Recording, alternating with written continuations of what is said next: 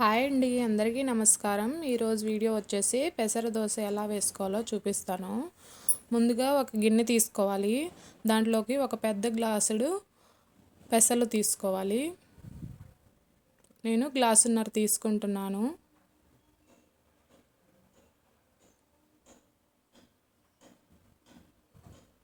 తర్వాత చిన్న గ్లాసుడు రైస్ తీసుకోవాలి.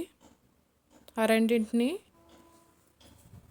బాగా కడిగేసి 1-2 సార్లు కడిగేసి నైట్ అంతా నానబెట్టేసుకోవాలి. నానబెట్టేసుకున్న తర్వాత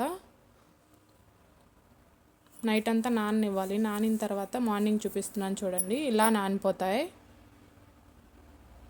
అలా నానిపోయిన వాటిని తీసుకొని మళ్ళీ ఒక 2-3 సార్లు కడిగేసి శుభ్రంగా పక్కన పెట్టుకోవాలి. తర్వాత దాంట్లోకి ఒక అల్లం ముక్క, 5-6 పచ్చిమిరపకాయలు తీసుకోవాలి. అల్లాన్ని చిన్న చిన్న ముక్కలుగా కట్ చేసుకోవాలి. అలానే వేసామంటే పిండిలో మెదగవు, చిన్న చిన్న ముక్కలుగా ఉండిపోతాయి. కాబట్టి చిన్న చిన్న ముక్కలుగా కట్ చేసేసుకొని పక్కన పెట్టుకోవాలి.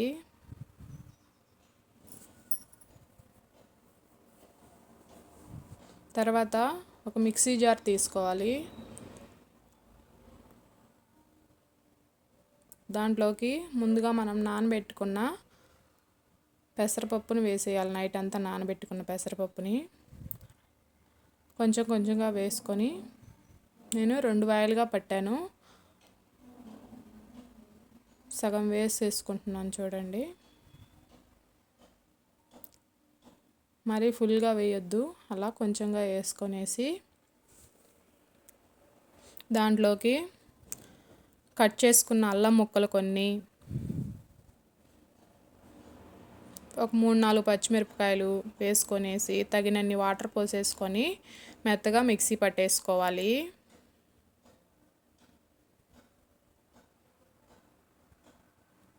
మిక్సీ పట్టేసుకొని ఒక గిన్నె తీసుకొనేసి ఆ గిన్నెలో ఆ పిండి అంతా యాడ్ చేసుకోవాలి. చూడండి, ఇలా ఉండాలి పిండి అనేది.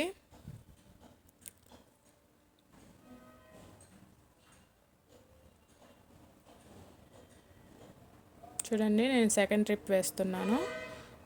మిగిలినవన్నీ వేసేసుకొని మిగిలిన అల్లం ముక్కలు కూడా వేసేసుకుంటున్నాను. తర్వాత మిగిలిన పచ్చిమిర్చి వేసేసుకొని తగినన్ని వాటర్ పోసేసుకొని బాగా మెత్తగా మిక్సీ పట్టేసుకొని మళ్ళీ దానిలోకే యాడ్ చేసేస్తున్నాను. ఒకసారి మిక్సీ గిన్నెలో వాటర్ పోసేసి ఒకసారి పల్స్ ఇచ్చామంటే ఆ వాటర్ కూడా పిండి అంతా పూర్తిగా వచ్చేస్తుంది. ఆ తర్వాత దానిలోకి తగినంత ఉప్పు వేసుకోవాలి.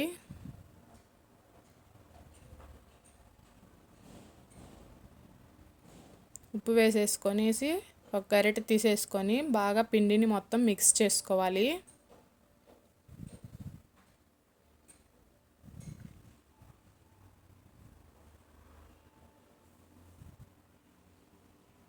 అలా ఉండాలి. తర్వాత దోశ వేసి చూపిస్తాను చూడండి. ఒక గరిటె పిండి తీసుకొని దోశ పోసేసుకోవాలి. ఫ్లేమ్ అనేది మీడియంగా ఉండాలి. మరీ హైగా ఉన్నా లోగా ఉన్నా దోశ విరిగిపోతుంది, మంచిగా రాదు. దోశ వేసేసుకున్న తర్వాత దానిపైన ఆనియన్స్ వేసేసుకోవాలి.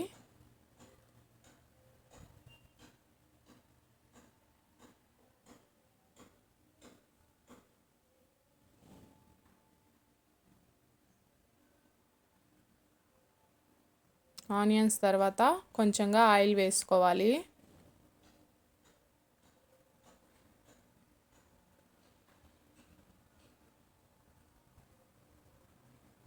వేసేసుకొని ఆనియన్స్ని దోశకి అతుక్కునేట్టుగా కొంచెం గరిటెతో ప్రెస్ చేస్తున్నామంటే దోశకి ఆనియన్స్ బాగా స్టిక్ అవుతాయి.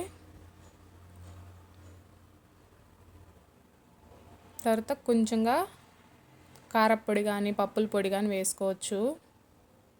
మీ ఇష్టమైతే దీనిలోకి పచ్చిమిర్చి, కొత్తిమీర అవి కూడా యాడ్ చేసుకోవచ్చు. అవి వేసుకున్నా ఇంకా బాగుంటుంది. క్యారెట్ కానీ యాడ్ చేసుకోవచ్చు.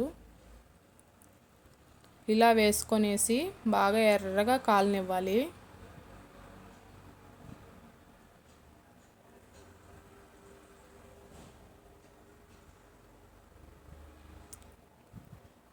దీన్ని తిరగేయాల్సిన అవసరం లేదండి. అట్లా మడత పెట్టేసి రెండు వైపులు ఒకసారి అట్లా ఫ్లిప్ చేసేసుకొనేసి కొంచెంగా వెయిట్ చేసేస్తామంటే తీసేసుకుంటే దోశ రెడీ. పెసర ఆనియన్ దోశ టేస్టీగా చట్నీతో అద్దుకుంటే బాగుంటుంది, చాలా టేస్టీగా ఉంటుంది. ఒకసారి ట్రై చేయండి. ఈ వీడియో కనుక మీకు నచ్చినట్లయితే లైక్ చేయండి, షేర్ చేయండి, సబ్స్క్రైబ్ చేయండి. Thank you for watching.